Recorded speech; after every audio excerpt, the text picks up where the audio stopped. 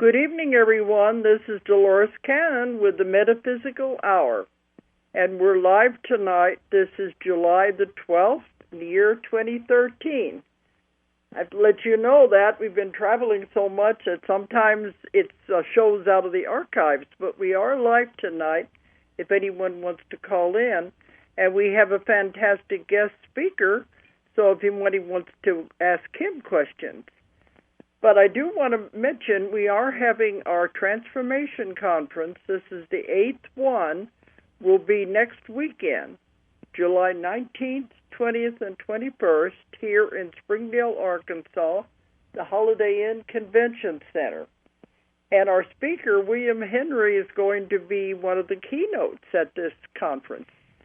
We're going to have about 12 other speakers. 13 speakers. That are mostly our other authors that we promote. And the other keynote is going to be George Noory, who is coming. And he's just going to be here for that one day, and he doesn't do this very much because he's always on the air all the time. But William, he said he has worked a lot with you, and you know George, don't you?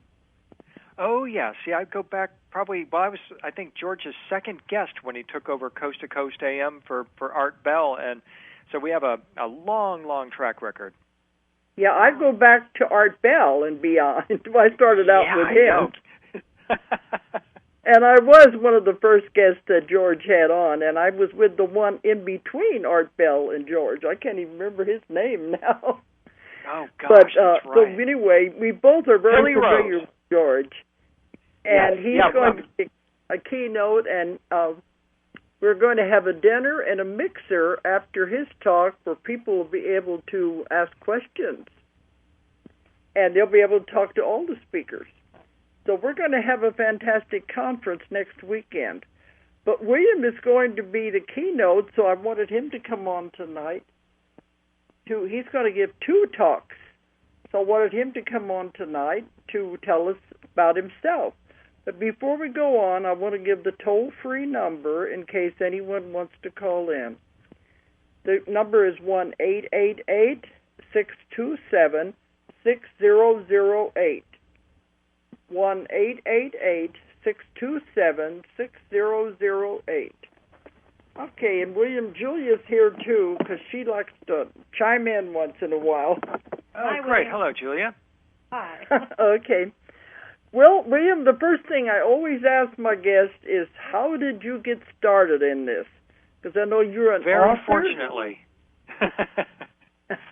No, you've been an author, you've been a speaker, you're like me, you're curious. You always want to find out information for things. Absolutely. I'm one of those people that is just a natural curiosity. I love to read. I grew up in Detroit, Michigan. I moved to Nashville, Tennessee, where I presently live, and have lived ever since 1982 when I moved here. I came here to go to college. I was going to be an entertainment lawyer and get the music business, all that kind of thing. And I'm a musician, too, and just love the music business. Well, I was at this small Southern Baptist college that offered an entertainment music business program. But the catch was, and it was a wonderful program because you were instructed by professors who were actual working professionals here on nearby Music Row. But the catch was, because it was a Baptist college, you had to take Bible study classes.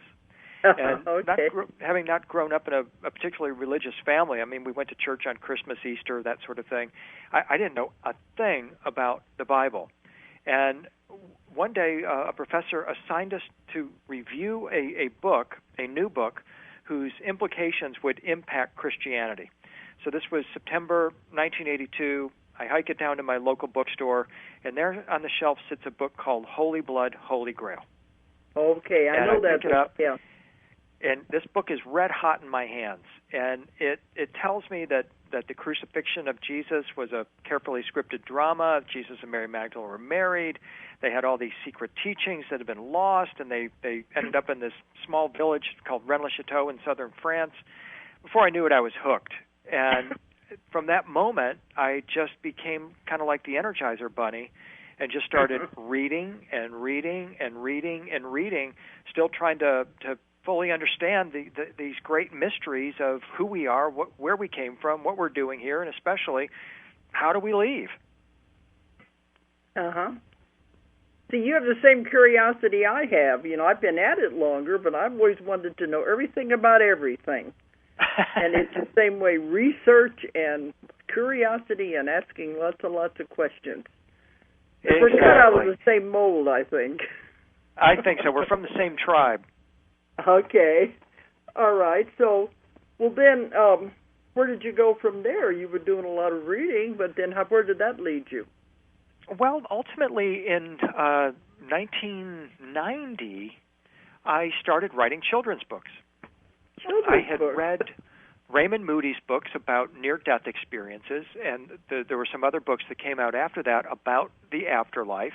And one of the books asked the question, where do you go in between lives, in between earthly incarnations? And I thought, well, that's a really interesting question.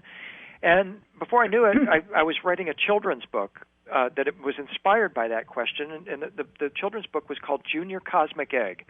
It was the story of a cosmic egg named Junior who wanted to grow up to become his own universe. And I started going out and reading to children, to kids, and their parents, and along the way, parents and children, the kids, started telling me about their encounters with angels, with extraterrestrial beings, and all kinds of funny things that would happen in the night. And I started collecting stories about kids' encounters of that nature, and was out on the Whole Life Expo circuit in the early 90s, lecturing about it, too. and as you were, of course, and writing more Cosmic Egg books. Well, the next thing I know, the works of Zecharia Sitchin land in my lap. This is 1991, 1992, and he, of course, tells the story of these celestial beings, the Anunnaki, as they were called by the ancient Sumerians, who had a hand and intervened in human affairs, and I was instantly hooked on that material. And before I knew it, my work started to shift away from the kids' books and documenting children's or kids' encounters with angels and ETs and other phenomena, and moving more into this area where I'm presently at now of exploring ancient mysteries, our celestial visitors, and their wondrous technologies and all that sort of thing. And it's kept me enraptured all these 20 years since. Mm-hmm. In 1996, I published my first book in this area. It was a book that actually, it was called The Peacemaker and the Key of Life, and part of my quest was to set out to discover as much as I could about that incredible magic staff of Moses. There's an amazing history about where it came from, how Moses acquired it, and the possibility that it's still out there somewhere to be discovered. And that was the first book that led into another 16 books, and then in the intervening years, I've written and published 17 books in total about these ancient mysteries, Holy Grail mysteries, ancient Stargates, the Anunnaki, all kinds of things, and just absolutely love this area of research. Okay, I was thinking, you've got 17, I've got 17, so now we're even. Hey, there we go. Not that it's a competition. No, it's not a competition, but we're both involved in the study of, ancient knowledge. I call it a rediscovering lost knowledge. Absolutely, that's what it's about. Because there's so much people don't know. And I said, anything I find that I don't know, I think, well, maybe others don't know about it either, and it would be a good subject for a book or for research. So we have the same mindset anyway. Yeah, but I hadn't heard about the staff of Moses. It's kind of like looking for the elusive Holy Grail or the Ark of the Covenant, I guess, along that line. In a way it is, exactly. And at the time, when I first started on that research, I had no idea that 20 years later I'd still be pursuing these same questions. In fact, my most recent book is about the Ark of the Covenant, and I will be giving a presentation on that book at our conference in Springdale. Oh, and okay. I'm going to have some really, I think, surprising things to say about the Ark of the Covenant, where it came from, what its purpose is, and in fact where it might in fact be today. Well, in my research, I found there was more than one Ark of the Covenant. I would definitely agree with that. Did you say you would or would not? I definitely would. I mean, okay. At the very beginning of the story of the Ark of the Covenant, we're immediately told in the book of Exodus that the earthly Ark is a copy of the heavenly original. So that means there's at least two Arks of the Covenant right off the bat. And there were probably many more that were made, especially in ancient Egypt. You see them all over the temple walls, at least depictions of what you could easily identify as an Ark of the Covenant-like device. So I would definitely agree that there's more than one copy out there. Yeah, and that's what I've heard. There are some, they're still existing, but they're hidden. At least one, anyway, that I've heard of that is still existing and it's in hiding. It's an incredibly powerful device, and one of the things that surprised me in my research on the Ark, which actually prompted me to write the book, is I didn't know until last year that we traditionally will think of the Ark of the Covenant as a Jewish relic, and that has crossover into the Christian tradition. So it's a Judeo-Christian relic or potential artifact. It's a power symbol associated with Moses. It's the ultimate symbol of the Jewish religion, and it was believed to have been housed, of course, in the Holy of Holies of Solomon's temple, and will return there one day, according to Jewish end-time prophecy. And even Jesus is associated with the Ark of the Covenant. But one thing that really surprised me that I didn't know until last year was that Islam also has a lot to say about the Ark of the Covenant, where it came from, what its purpose is, and they also believe that in an end-time scenario, their Messiah, whom they call the Mahdi, will actually be the one who will recover and reveal the Ark of the Covenant. So that sets up a pretty compelling scenario that is also potentially pretty tricky, too, because if an Islamic person suddenly shows up with the Ark of the Covenant, the Jewish people aren't going to like that very much. And as a matter of fact... Yeah, I know from my research that they are looking for the return of the Mahdi, so it all goes along with the return of Jesus. But, That's right. The information... I want you to talk about yours, but, I'm like interjecting here, too. The information I got about the Ark of the Covenant was it's a communication device, like a radio receiver and transmitter. That is a very valid aspect of it. It's one, I believe, one aspect of the Ark of the Covenant. It is a communications device. There's no question about it. The Bible is very explicit in that. It's also explicit that it could be thought of as a weapon system that is perhaps even radioactive, as the descriptions say.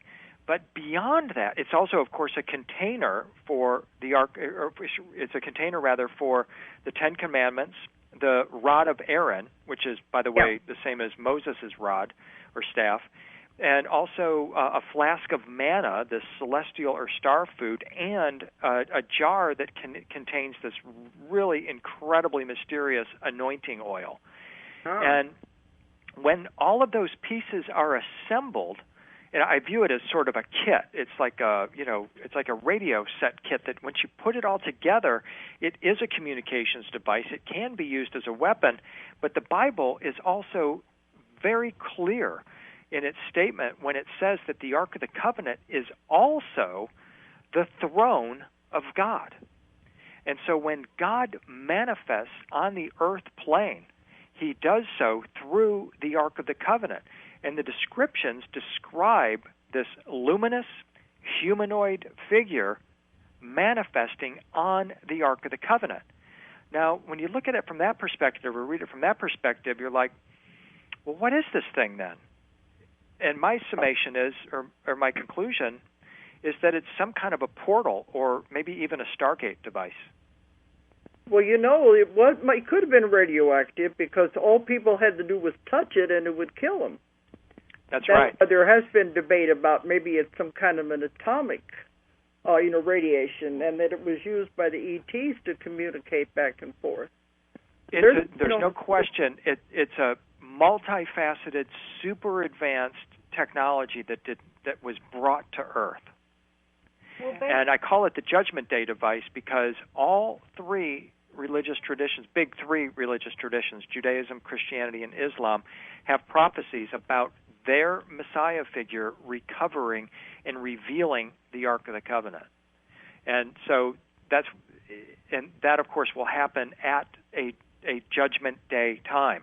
Now, what inspired me to write the book and wanted to put it out last year was that one of the figures who was searching for the Ark of the Covenant and claimed that he was in contact with his Messiah was, in fact, Mahmoud Ahmadinejad, the former president of Iran, who made many public statements to the effect that these are the end times, that he has been in direct communication with the Mahdi, and if that's the case, then he must have had some advanced knowledge of the Ark of the Covenant because the Mahdi can't show up without it, which means that those like Ahmadinejad who say they are here to herald the appearance of this figure must know an awful lot about the Ark of the Covenant, and that makes them pretty dangerous people. Oh, yeah. Julie, you had a statement? Well, I had based on the description, way you led into what your research and what the Bible said and these different things you were saying, the visual I was getting, and you said it must be a portal, and what was saying right before you said that was it's a holographic portal. I totally agree with that, Julia. I mean, I talk about that in the book. I mean, it seems that what we're talking about here is a holographic projection of this luminous divine being that manifests on the Ark of the Covenant. Right. That would make sense because they have been, that it is communication device used by ETs, and it would be a way of projecting images. Right. And that's why saying manifesting. Well, it's a different term, like what we think manifesting. Oh, creating something. Well, you manifest when you project a visual, or something. That's a manifestation. And it was kept in the Holy of Holies in the temple behind the veil, so no one could see it. Nobody could go in there or be around it. Great, powerful eyes. Yeah. Here's the thing. And here's the thing. I'm glad you brought up that veil because this was something that really intrigued me during the writing of the book, and I talk about it in the book. That veil was covered with stars. And the high priest, when he would go through the veil into the Holy of Holies to operate the Ark of the Covenant, he would wear special clothing. And that clothing was made of the same material as the veil. So this guy is wearing a star cloak of some kind, or a cloak or garment covered with stars. Then he crosses through this veil and enters the Holy of Holies. There is a school of thought among specialists in this Jewish symbolism we're talking about here that believe that was not a metaphorical experience that priest went through. Instead, what they say is that veil was covered with stars because it represented heaven. And when they put on this star cloak and crossed through the veil, they literally entered heaven alive and then traveled through the Ark of the Covenant, and then were able to pass back through the veil into the material plane. Which is your portal theory. That would be the portal theory. Portal theory. I mean, it's incredible to think that that's what they possessed in the ancient world atop in Solomon's temple in Jerusalem, and that's what they're trying to recover today.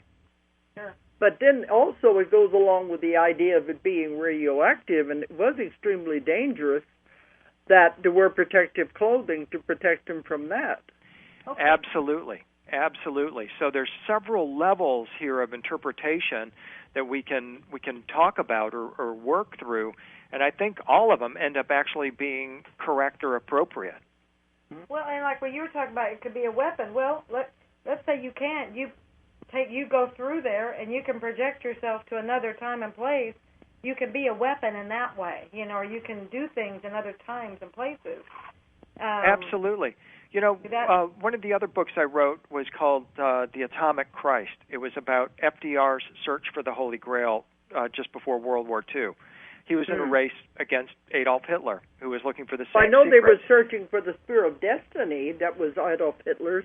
I didn't know that, Roosevelt was looking for the Grail. Yes, he sent a Russian mystic named Nicholas Rurik to Mongolia looking for the portal at Shambhala, and this is all historically documented, in search of signs of the Second Coming and the secrets of the Holy Grail. Now, most people think of the Holy Grail as a simple carpenter's cup, but in the most, we call it advanced or outer edge of the esoteric teachings, the Grail is a teaching about transmutation, about how to take a human being and turn that human being into what we think of as an angel or a light being. And what I believe FDR and Hitler knew is that those same secrets of transmutation could be weaponized. The government's always trying to think of how to make a weapon out of everything. Exactly. So they're thinking, transmutation, well, hey, we're trying to transmute the elements right now so we can build a nuclear weapon. Mm-hmm. We were already deep in our atomic research at that time. We knew that it was a possibility, and there's no evidence or actual proof that says that FDR and Nicholas Rurik found the secrets of the Holy Grail, and it helped us to build the first atomic bomb. But the fact of the matter is that when they built that, it was at a place called Los Alamos, which is in the shadow of the Sangre de Cristo, or Blood of Christ Mountains, next to a town called Magdalena. And when that mushroom cloud went up, it was described as a Grail cup. Wow. So it just makes you wonder, what's really going on in some of these historical episodes. I mean, are they really tapping into some of these really deep, ancient esoteric secrets? And are there beings that, prefer to weaponize that and use them for the power or the love of power rather than what they're meant to be used for, which is the power of love? Absolutely. Okay, yeah, but sometimes there's a little too much coincidence to be coincidence. All these little things. Exactly.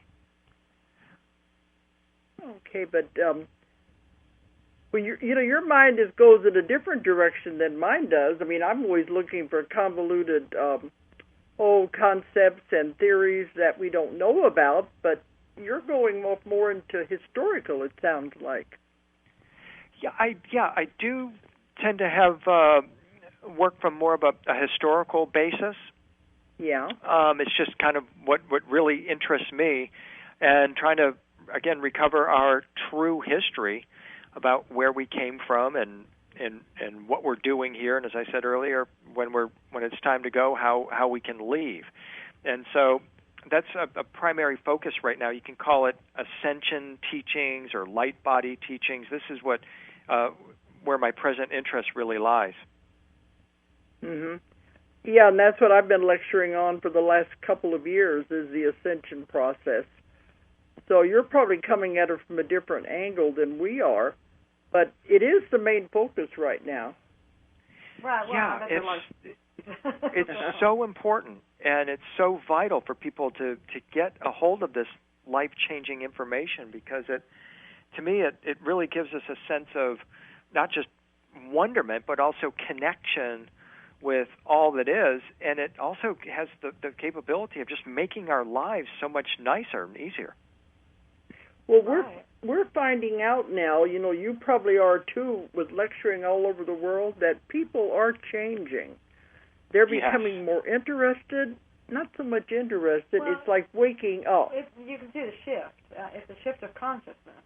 Because it's not forbidden knowledge, I guess you would say, anymore. They're understanding it. They're getting it. Well, let's ask you. Do you see a shift? Absolutely. But the way of thinking, do you see it changing? I do. I see people, I think a lot of people cut their teeth on the forbidden knowledge and UFO area, but they recognize, okay, that's a really good beginning place, and they want to know what's next. Yeah. And they want to expand themselves, and they feel like the Ascension area makes sense. It's just a very logical next step, and it enables them to really go on a real course of self-development, which is a major reason why we're here. And I do see people's interest changing, but I also see people changing themselves. They are really embracing this, and you'd like to think that people are becoming, as so many people had talked for so long, that people are becoming lighter, and they're becoming more maybe even angelic, and are being able to tap into some of their call them superpowers or expanded abilities. Yeah, psychic powers. Yeah, that's psychic what I mean. Powers, exactly. In the old days, people didn't even talk about this. They didn't even, it was like, they'd make fun of anybody who talked about psychic abilities and everything.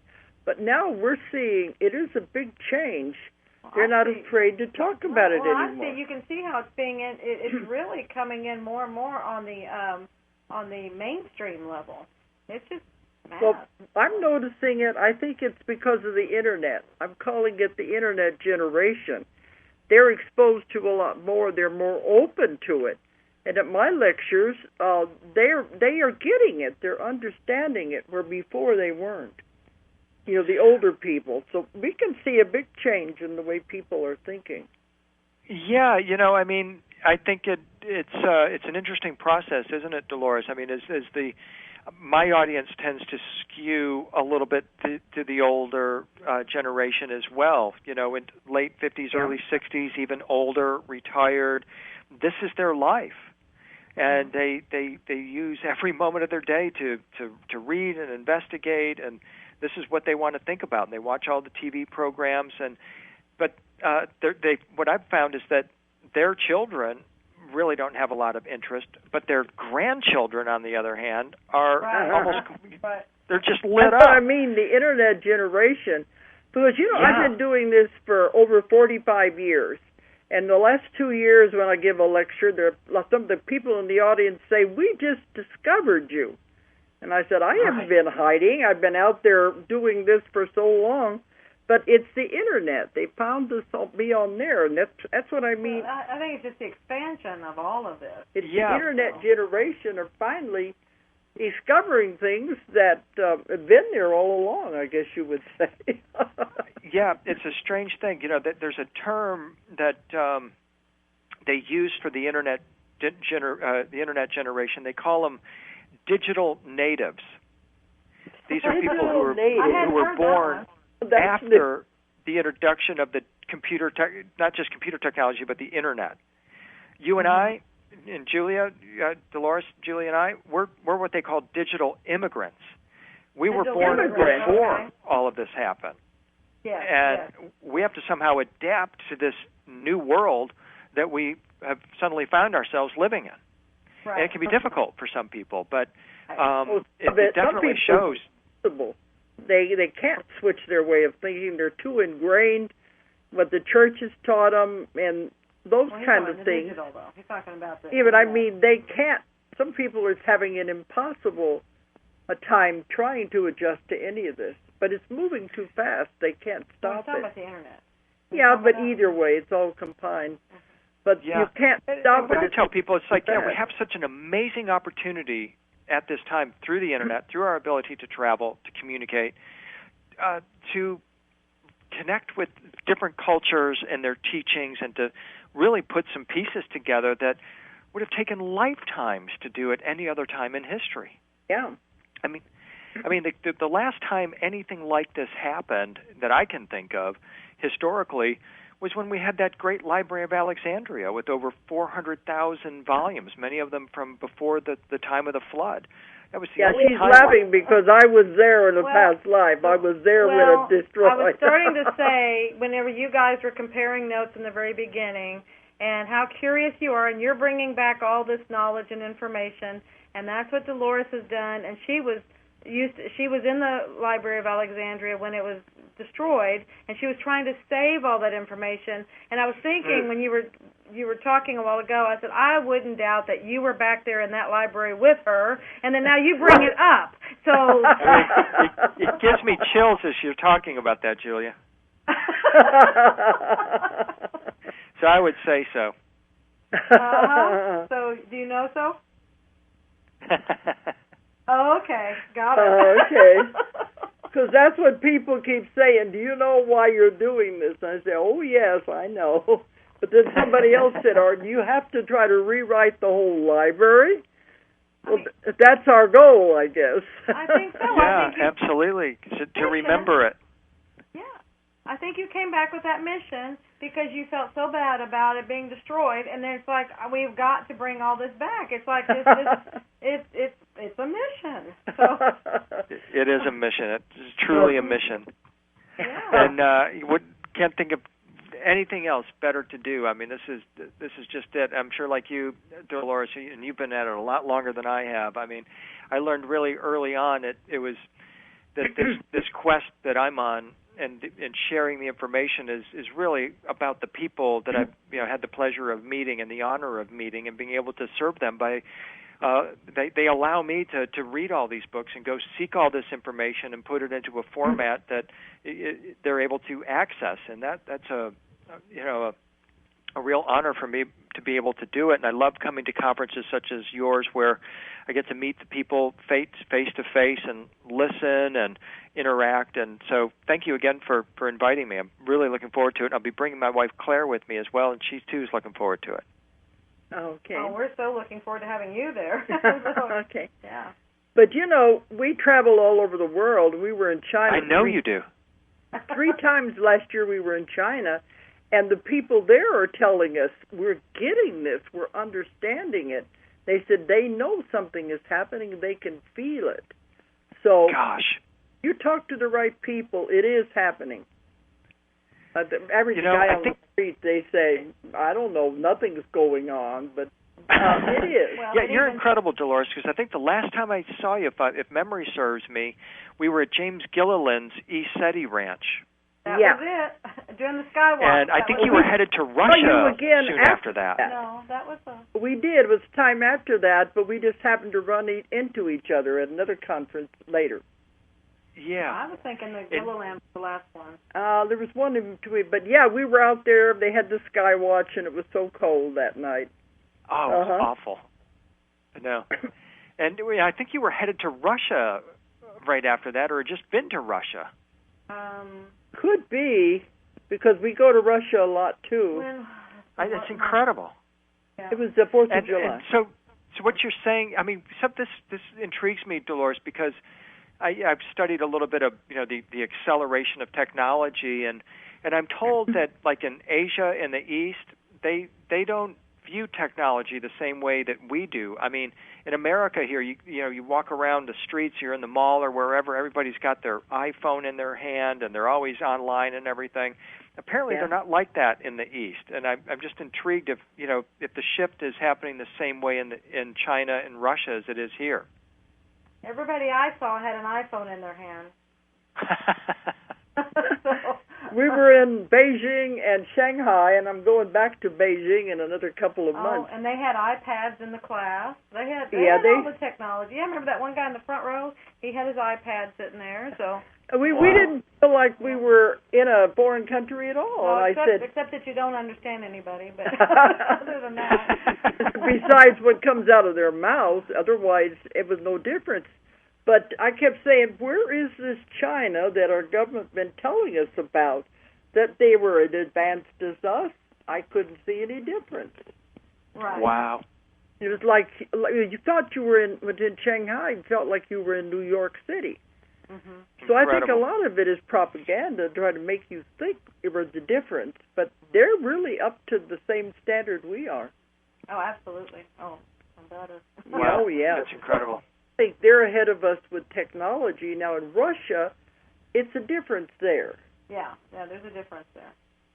But even there, I was surprised. They are not the poverty-stricken that people lead you to believe. So I always say, you go for yourself and see for yourself, you'll notice the difference. We were in Johannesburg in South Africa, and Julie said she felt like she was in the United States. I had to keep reminding myself I was not in the United States. Is that right? Wow. Absolutely. So, we're anymore. I don't even know where I am much. Everything merges, and then when I'm in the country, sometimes I have to remind myself that I'm here, because it's starting to look like some of these other countries. I mean, really, it's all merging, and I'm not sure. I know. Yeah. You really you you see that, notice right? that traveling from city to city in America too. It's all the same strip mall. It's all the same shops. It's everything's the same. That's where the countries are too. Yeah, it's the same thing. And it's like, well, in Taiwan, it's just like a little America, because we went from Beijing, Shanghai to Taiwan last year, and there it was like a melding, a mixing of the East and the West, because here they got Kentucky Fried Chicken and they got everything American. In Taiwan, it's like it's all melding together there. So it's like there's no difference anymore. There's no crossover. There's no lines. The homogenization, I think they call it. Oh, is that it? Okay. Well, anyway, It's all becoming the same thing, one world. Yeah, and even we were in Istanbul a few months ago, and it felt wonderful. And here they said it was Islamic, and people were walking around with the head coverings, but it was just like being in a modern city. So I think I tell people, if you traveled more, there wouldn't be the violence that there would be, because we'd realize we're all the same. There really isn't any difference. People all want the same thing. I totally agree. I mean, that's absolutely is true. They want a better life for their children than they have for themselves, and they just want a nice, peaceful existence. Yeah. See, they have different customs and things, but we're all alike underneath the surface. And I'll be going again another month or so. I'm going to be doing another round-the-world trip. I do one of those every year. And so we go to all these countries, and it's just becoming routine now. Well, and you were doing all those tours in Egypt. Are you still doing those, Kim? No, we were there during the revolution, and that was quite a story to get out of that. And we did go back about a year later. We went. Last time I was there was January 2011, and have since kind of pulled back. And I'm hoping now that they've had a breakthrough with this second revolution that will enable them to go a little bit more stable. I'm told that it's no problem for Americans to tour there. That in fact tours are going there quite a bit, and so hopefully that'll stay that way. Well, that'd be great. Well, Julia was there in 2011. I was in the fall, though. Yeah, we were over there. We have been all over Europe, and I went on to Rome, and she went to Egypt, to Cairo, to the Sphinx and the pyramid. She was going to try to set up something for us for the following year, but she was fine, and she met up with me in Rome. Then after that, no one was allowed to go in. It was like I slipped in. I got in through a portal, I think. So because I slipped in between events. Because last year we were doing a cruise of the Mediterranean, and we wanted to include Egypt, and they said no cruise ships are going into Egypt. Wow. So we thought about you at that time. Oh, well, thank you. Yeah, that would have been a wonderful stop if you could do the Mediterranean and go into Alexandria or something, and then maybe down to Cairo. Right. So they must have. It started up right after you were over there, wasn't it, Julia? Yeah. And then violence started again, and then they stopped the tourism. And I didn't know if it had started up again or not. It has, and I've been told they're successfully running tours there. So. Well, good. Hopefully it'll continue. Mm-hmm. Yeah, I love it. It was great over there. Do you like it over there? William? Do I like it there? Yeah, I mean, I found it very intriguing. I loved it. Oh, I love it. I absolutely love it. I find myself craving the flavors of the food and just the sights. I mean, you can't beat the temples, of course. It's the whole experience of being in Egypt is just awesome. Well, she didn't like the hard beds. You were probably in a hotel, though. When? Oh, in Egypt. When I was there, I stayed in a local. It was a person. They had like a little apartment for rent that they rented out, and the bed. I think it was made out of a slab of stone. I mean, it was so hard. And she went down into some of these shafts that went way down. I know he's done what I did and much more. So. What about the, what do you call it, the cosmic boats? No, the solar boats. The solar boats. Have you seen those in the museum right next to the pyramid? Yeah, they're just hugely intriguing, aren't they? Aren't they? Because she was surprised. She came away with some really strange theories about that. Yeah, I was looking at those, and they were telling me, I'm like, I don't think Mom knows about these. So I was taking all these pictures, and it was so interesting. I mean, why do they call them solar boats, for one? And those oars, wouldn't reach down into water. They're not made for water. Yeah, I mean, the whole idea is... you'll see this on the ceilings of temples, especially like at Dendera, the Temple of Hathor at Dendera, where you'll see the gods as celestial beings, and they travel, they sail for eternity on their solar boats, which they call the Ark of the Millions of Years, or the Ship of Eternity. Okay.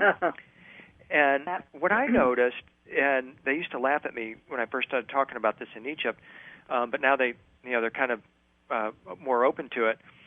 What I noticed is that the shape of these ancient Egyptian ships of eternity are exactly the same as the shape that modern scientists use when they want to portray a wormhole.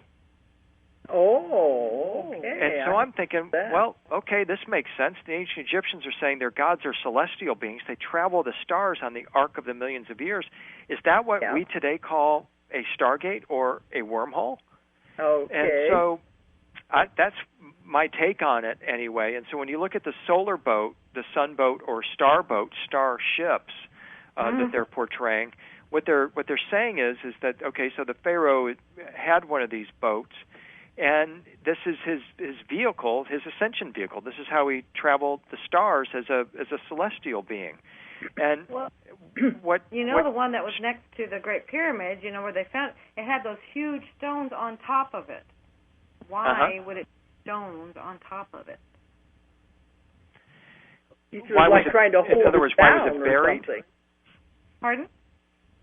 Are you asking why was it buried? I mean, it was like it's a derogatory question, but it's like that's what I was looking at, the way that it was down in the ground, and then they had those huge square, those oblong stones on top of it, laid out like so many feet apart.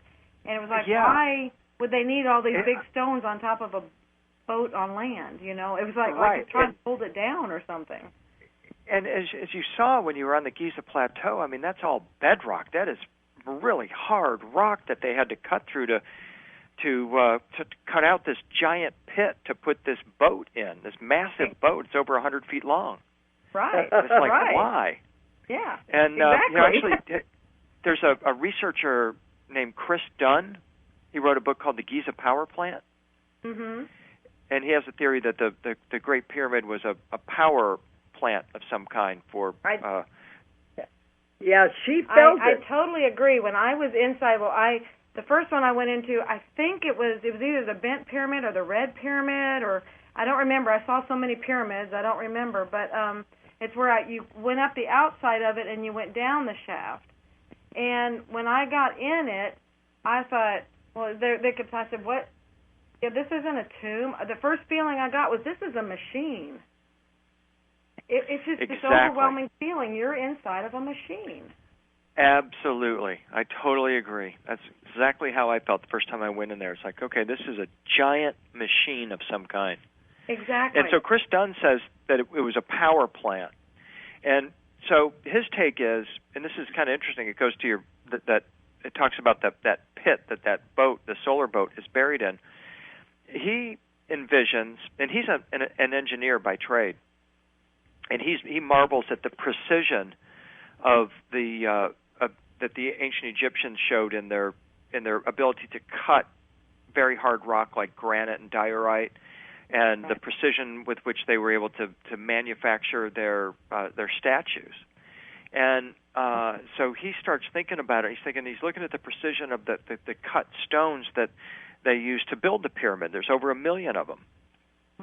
And what he envisions is that they had a giant saw that was actually in that pit, and it was just this massive saw that needed to be stabilized on the Giza Plateau, so they created that pit for it. And he says that once they got rid of the saw, they still had that big open pit, and they discovered it, and they decided just to put the boat in there. Well, that's an interesting theory. Well, that's what I thought. It's like, well, okay, yeah, nobody knows for sure, and yeah, it's pretty good idea. But, you know, people are always going there to see the pyramids, and they didn't even know about these things right next to the pyramids. No, I think are even stranger mystery. Mm-hmm. Oh, for sure. I mean, you can spend a lifetime studying that Giza Plateau and still not even scratch the surface of it. Wouldn't it be great if all that sand were somehow just removed and you could really see what's under there? Yeah, we need a giant vacuum or some kind of a giant fan just to blow it all away.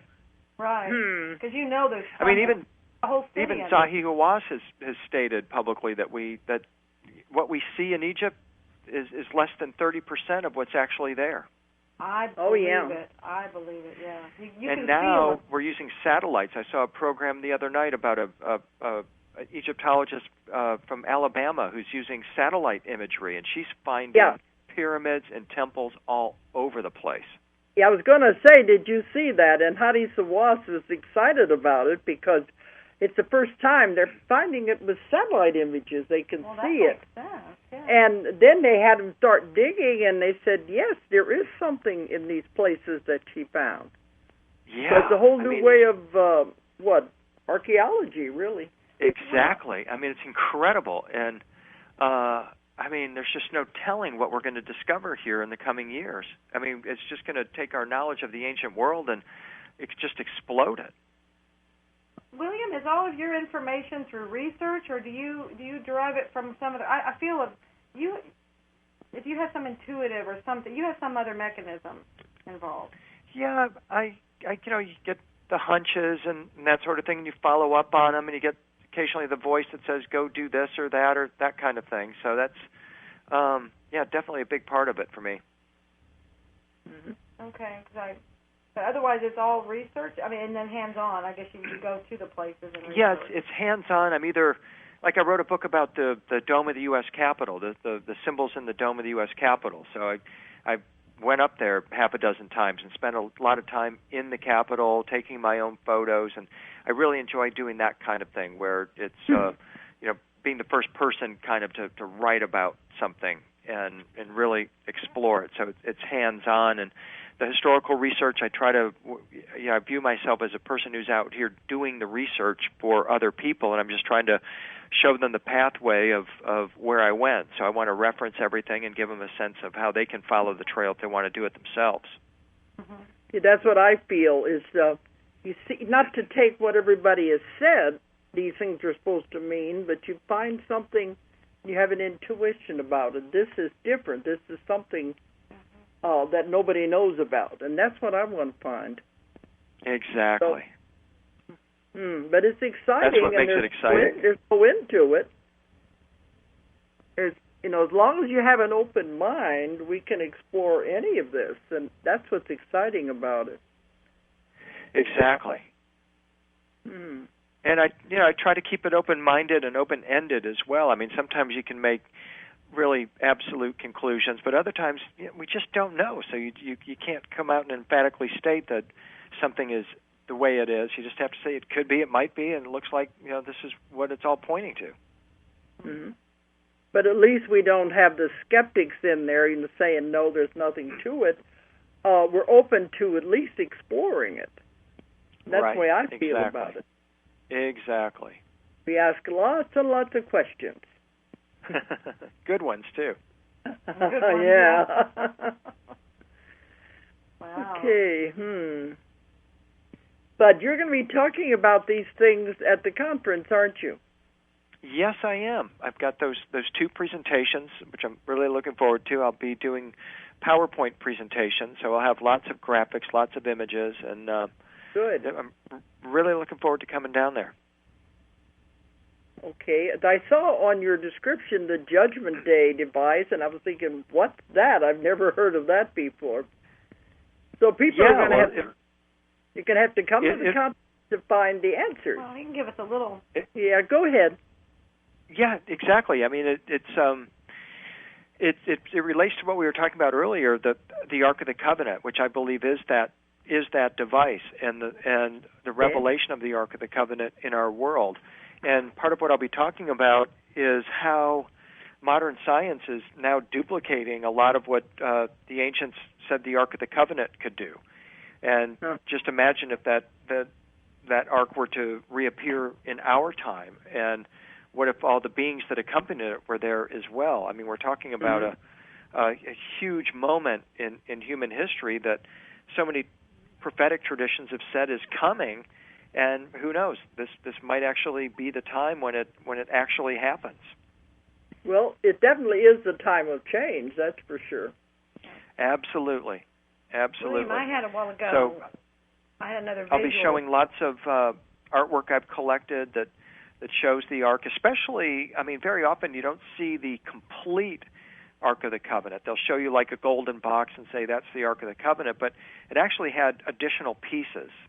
Yeah. And that's what we're going to get into and fully assemble it and show how it actually relates to us, how it relates to the human body as well. Oh, okay. Well, then, do you have a question? Well, a while ago I was getting another visual about, because we were talking about it's a portal device and it could be a holographic thing, and you were talking about they used it to actually to go to the heavens consciously, so that was a portal again. I got something where they were saying that we can actually just tap into the energy of this. You don't have to physically be there with it. You can actually just tap into the energy and use it. Any thoughts on that?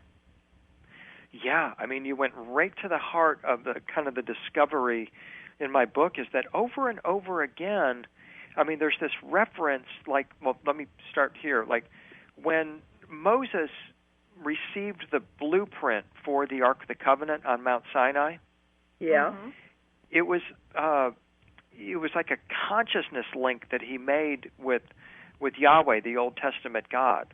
And what that means is that the Ark of the Covenant was actually created in his mind first, and then they created it in the material world.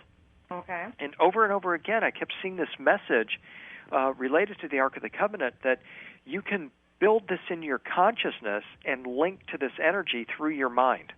Okay. You don't have to have the actual device. Well, there's time. We got a little bit of time? Yep. Just a few minutes. Okay, go ahead. That is exciting. So I love it when a we'll be visual talking I get about that is in my confirmed. Keep going. presentation.